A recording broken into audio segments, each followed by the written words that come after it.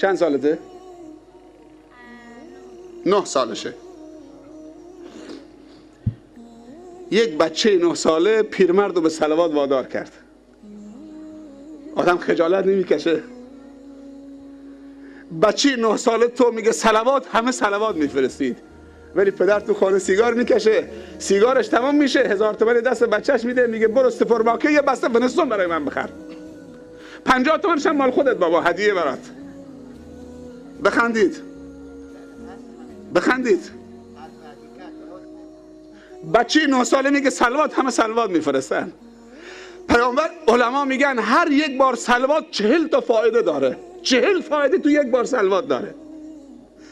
یعنی اگر یک بار صلوات از جان دلت بفرستی بر روح پیامبر خدا صلی الله علیه وسلم، 40 تا فایده نصیبت میشه. اولین فایدهش که خداوند 10 بار برای صلوات میفرسته، بعد فرشتگان خدا برای صلوات میفرسته. یک بار صلوات 40 فایده.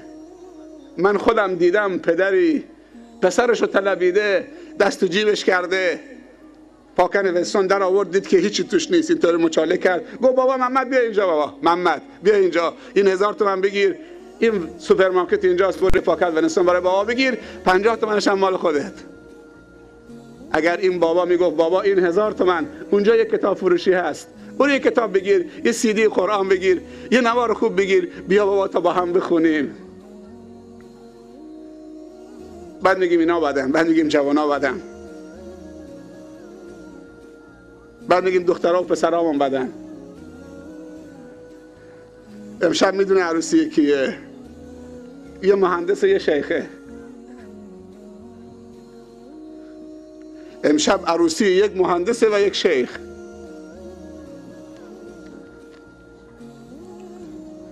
دو تاشون لیسانسن و یکیشون فوق دیپلمه و یکیشون دیپلمه.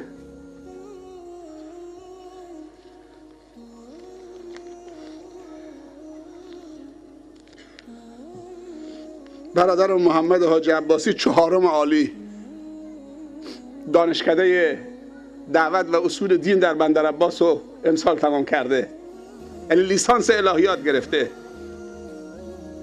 15 سال پیش همین پسر تابستون تو خونه ما بوده، همین حاجی عباسی 15 سال پیش وقتی آمد شاید رو خونه قرآن بلد نبود، امروز عالم بزرگ شده، لیسانس الهیات گرفته.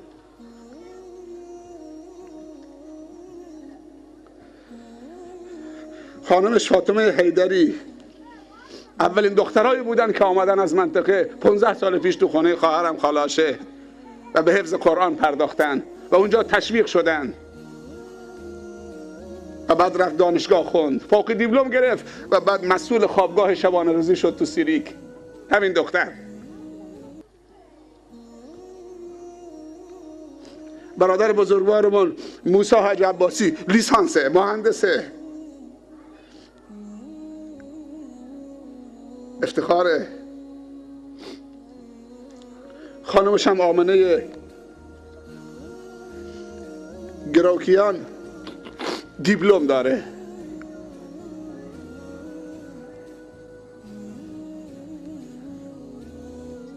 اینا افتخارات ما هستن. چند روز پیش یکی به من زنگ زد که دکتر فلانی میشناسی؟ گفتم بله، 15 سال پیش شاگردم بوده، تو مکتب خونه سرو می آمد، شمالیه، تو مکتب خونه سرو می آمد قرآن میخوند، باباشون می آوردشون، 2 تا برادر بودن، یه خواهر، بچه کوچک بودن.